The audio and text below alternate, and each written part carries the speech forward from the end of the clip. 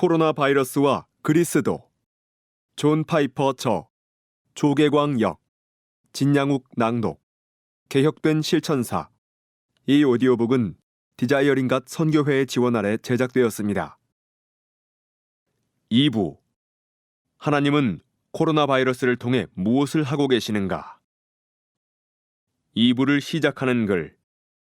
보는 것과 가리키는 것. 하나님이 주권자의 자리에서 물러나지 않으셨다면 곧 그분이 모든 일을 그의 뜻의 결정대로 다스리시고 에베소서 1장 11절 이 코로나 바이러스와 그로 인한 피해가 그분의 거룩하고 의롭고 선하고 지혜로운 손을 통해 온 것이라면 그분은 과연 지금 무슨 일을 하고 계시는 것일까? 그분의 목적은 무엇일까? 인생을 의지하지 말라. 이 질문에 대답하기 전에 먼저 나의 견해는 하나님의 지혜에 비하면 전혀 중요하지 않다는 것을 분명히 해두고 싶다. 나 아닌 다른 사람들의 견해도 마찬가지다. 우리의 머리로 생각하는 것은 그다지 중요하지 않다. 성경은 자기의 마음을 믿는 자는 미련한 자요 라고 말씀한다. 잠언 28장 26절. 성경은 우리에게 너는 마음을 다하여 여호와를 신뢰하고 네 명철을 의지하지 말라고 조언한다. 잠언 3장 5절. 인간인 우리는 유한하고 부패한 존재다. 우리는 문화적으로 제약을 받고 우리의 유전자와 성장 환경에 영향을 받는다. 우리의 마음과 생각과 입은 온통 우리의 성향을 정당화하고 합리화하려는 것들만 쏟아낸다. 따라서 이사야 선지자의 말에 귀를 기울이는 것이 현명하다. 너희는 인생을 의지하지 말라. 그의 호흡은 코에 있나니 셈할 가치가 어디 있느냐. 이사야 2장 22절. 그렇다면 내가 하나님은 코로나 바이러스를 통해 무엇을 하고 계시는가 라는 제목의 2부를 쓰는 것이나 이 책을 쓰는 것은 주제넘은 행위가 아닐까? 그렇지 않다. 이것은 주제넘은 행위가 아니다. 왜냐하면 하나님이 성경을 통해 말씀하셨기 때문이다. 하나님은 우리에게 자기와 자기의 길을 깨우쳐주기 위해 자기를 낮춰 인간의 말로 말씀하셨다. 이는 그가 모든 지혜와 총명을 우리에게 넘치게 하사 그 뜻의 비밀을 우리에게 알리신 것이요. 에베소서 1장 8절 9절이라는 바울의 말은 참되다. 또한 바울은 그것을 읽으면 내가 그리스도의 비밀을 깨달은 것을 너희가 알 수 있으리라. 에베소서 3장 4절이라고 말했다. 하나님은 자신이 세상에서 하고 계시는 일에 대해 침묵하지 않으신다. 그분은 우리에게 성경을 주셨다. 앞서 2장에서 성경을 하나님의 말씀으로 신뢰할 수 있는 이유를 밝힌 바 있다. 따라서 나는 하나님이 하고 계시는 일을 상상으로 그려내려는 것이 아니다. 나는 성경에 기록된 그분의 말씀을 귀 기울여 듣고 내가 들은 것을 모두에게 전하려고 한다. 헤아리지 못할 하나님의 길. 하나님은 무엇을 하고 계시는가? 라는 질문에 대답하기 전에 한 가지 더 말해둘 것이 있다.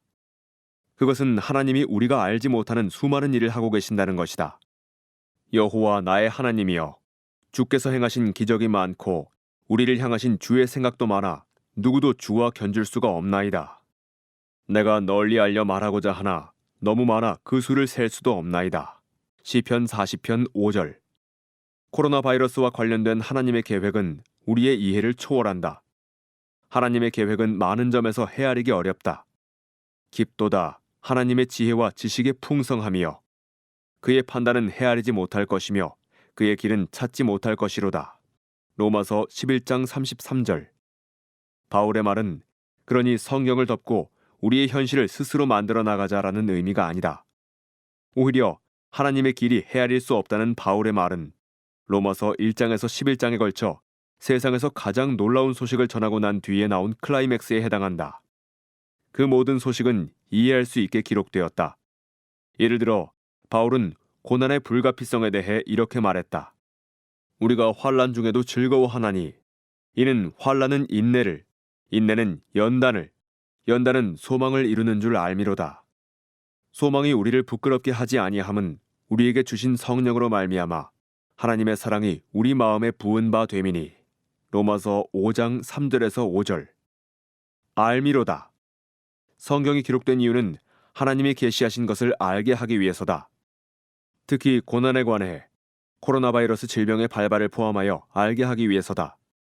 따라서 헤아리지 못한다는 말은 하나님은 항상 우리가 볼 수 있는 그 이상을 하신다는 의미를 지닌다.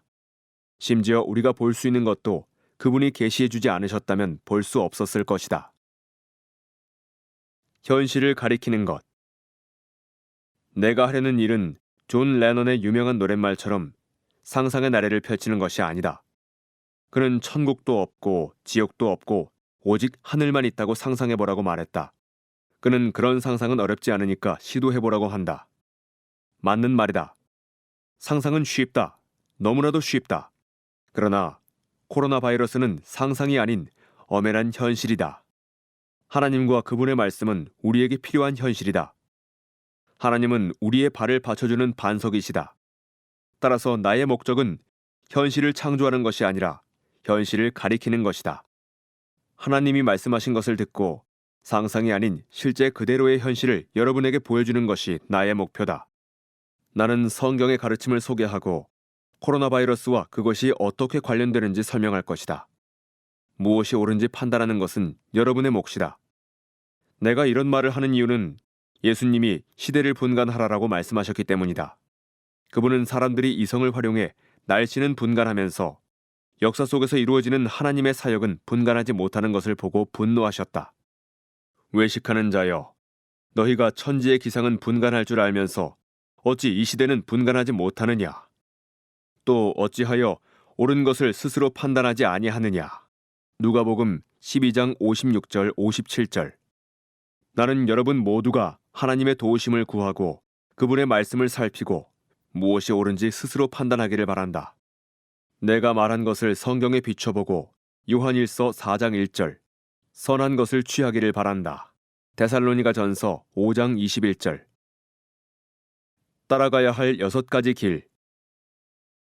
나는 하나님은 코로나 바이러스를 통해 무엇을 하고 계시는가라는 질문에 대해 6가지 대답을 제시할 생각이다. 이 대답들 각각에 대해 많은 말을 할 수 있겠지만 지금은 상황이 급박하기 때문에 그렇게까지 할 시간이 없다. 나는 단지 이 책을 덮고 나서 여러분이 추구했으면 하는 성경적 진리의 길들을 가리키는 것으로 만족할 생각이다. 그 길을 함께 걸어갈 수 있으면 좋겠지만 각자에게 맡길 수밖에 없는 상황이다. 하나님이 여러분을 인도해 주시기를 기도한다. 하나님은 과연 코로나 바이러스를 통해 무엇을 하고 계시는가? 6장. 끔찍한 도덕적 현실을 그림처럼 보여줌. 대답 1. 다른 재난이 닥쳤을 때도 마찬가지지만 코로나 바이러스의 발발을 통해서도 하나님은 세상 사람들에게 하나님을 경홀히 여기는 죄의 영적인 추악함과 그 끔찍한 도덕적 현실을 그림처럼 보여주신다. 모든 물리적인 불행이 존재하는 이유는 죄 때문이다. 창세기 3장은 죄가 세상에 들어오게 된 과정을 보여준다. 세상의 황폐함과 불행의 원인은 죄에 있다. 창세기 3장 1절에서 19절. 바울은 로마서 5장 12절에서 한 사람으로 말미암아 죄가 세상에 들어오고 죄로 말미암아 사망에 들어왔나니 이와 같이 모든 사람이 죄를 지었으므로 사망이 모든 사람에게 이르렀느니라 라고 말했다. 죄가 들어온 후 세상은 처참하게 망가졌다. 아름다운 모든 것에 악과 재난과 질병과 실패가 뒤섞였다. 하나님이 지으신 그 모든 것을 보시니 보시기에 심히 좋았더라. 창세기 1장 31절 이라는 말씀대로 하나님이 본래 창조하신 세상은 완전했다. 그러나 인간의 타락으로 죄가 세상에 들어온 이후부터 오늘날까지의 역사는 그 모든 경이로움에도 불구하고 죽음의 컨베이어 벨트가 되었다. 황폐함은 심판이다. 성경은 이런 황폐함을 자연적인 결과가 아닌 죄가 침투한 세상에 대한 하나님의 심판으로 간주한다. 바울은 죄로 인한 하나님의 심판의 결과를 이렇게 묘사했다. 피조물이 허무한데 굴복하는 것은 자기 뜻이 아니오 오직 굴복하게 하시는 이로 말미암음이라. 그 바라는 것은 피조물도 썩어짐의 종노릇한 데서 해방되어 하나님의 자녀들의 영광의 자유에 이르는 것이니라. 피조물이 다 이제까지 함께 탄식하며 함께 고통을 겪고 있는 것을 우리가 아느니라. 로마서 8장 20절에서 22절. 허무함, 썩어짐의 종노릇, 탄식은 죄가 세상에 들어온 이후에 발생한 세상의 황폐함과 불행을 묘사한다. 바울은 이런 황폐함이 하나님의 심판 때문이라고 말했다. 허무한 데 굴복하게 한 것은 사탄도 아니고 아담도 아니었다. 하나님이 그렇게 하셨다. 바울은 로마서 5장 16절에서 심판은 한 사람으로 말미암아 정죄에 이르렀으나 라고 말했다. 하나님의 자녀들마저 심판 아래 있다. 확실히 위의 구절에는 소망이 넘친다. 하나님의 아들들의 영광의 자유, 로마서 8장 21절이라는 표현에 그 소망이 담겨 있다. 하나님은 새 창조를 통해 모든 눈물을 그 눈에서 닦아주실 요한계시록 21장 4절 놀라운 계획을 세우셨다. 그러나 지금은 모두가 그분의 심판 아래 있다. 하나님은 세상을 죽음과 재난과 불행에 굴복시키셨다. 심지어 하나님이 예정하사 자기의 아들들이 되게 하셨고 에베소서 1장 5절 독생자의 피로 말미암아 속량하셨고 에베소서 1장 7절 영원한 생명을 주기로 작정된 에베소서 1장 18절 하나님의 자녀들조차도 타락으로 인한 하나님의 심판 아래 고난을 받고 죽음을 경험한다. 그뿐 아니라 또한 우리 곧 성령의 처음 익은 열매를 받은 우리까지도 속으로 탄식하여 양자 될 것 곧 우리 몸의 속량을 기다리느니라.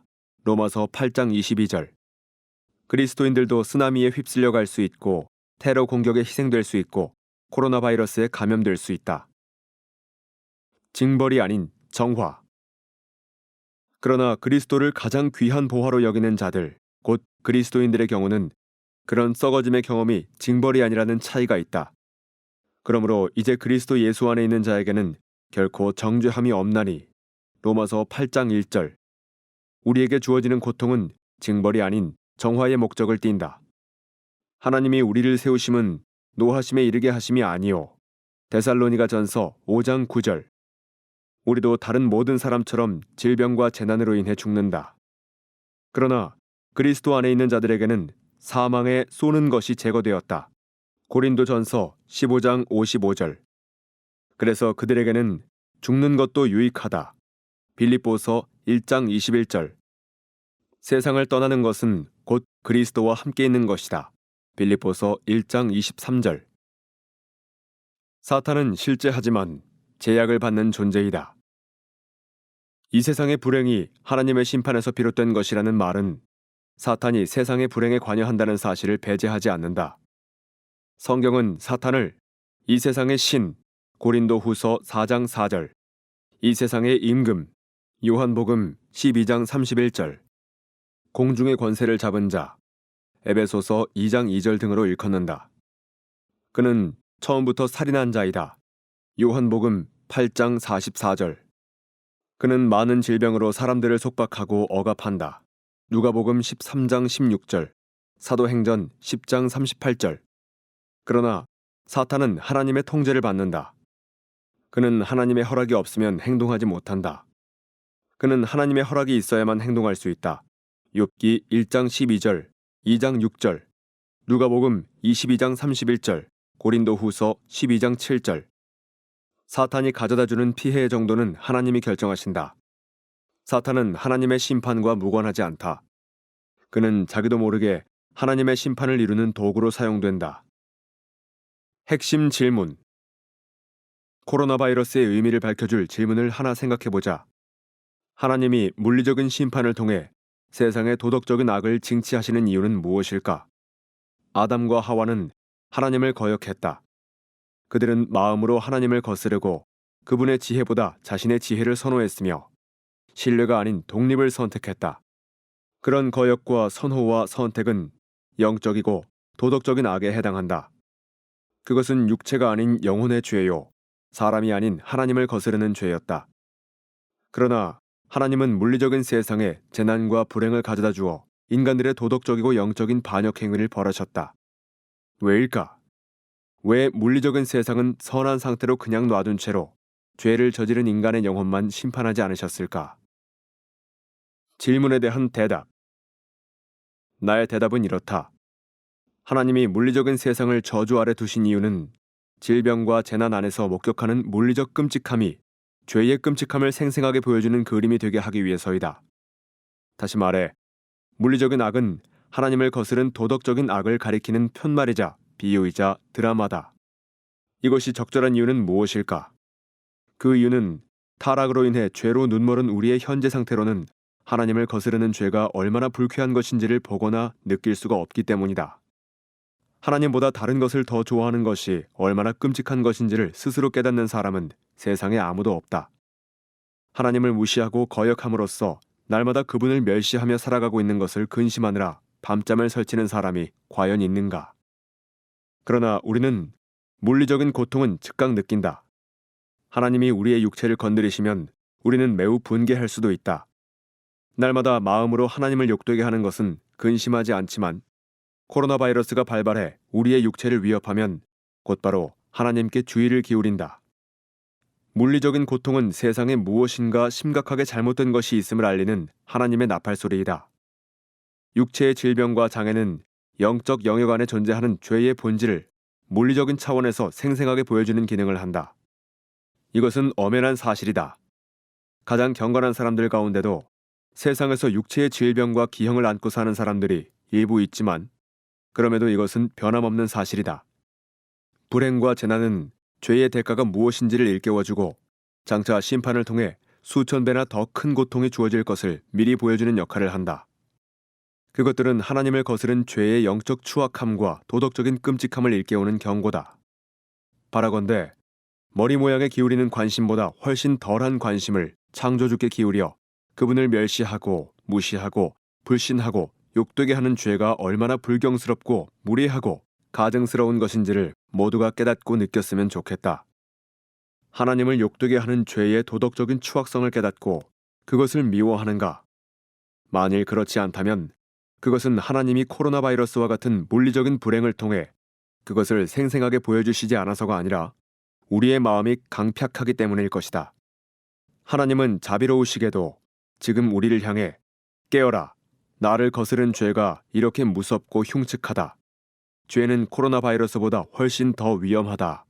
라고 외치고 계신다. 코로나 바이러스와 그리스도, 존 파이퍼 저, 조계광 역, 진양욱 낭독, 개혁된 실천사 2020년 발간. 이 오디오북을 들어주셔서 감사합니다. 이 책은 2020년에 크로스웨이 출판사에 의해 코로나 바이러스와 그리스도라는 제목으로 발간된 책이며 저작권은 디자이어링갓 재단에게 있습니다. 이 한국어판 오디오북은 디자이어링갓 재단과의 계약에 의해 제작되었으며 이 한국어판의 저작권은 개혁된 실천사에게 있습니다. 개혁된 실천사의 사전 승인이 없으면 어떤 이유로든 이 녹음의 일부를 재생산해서는 안 됩니다.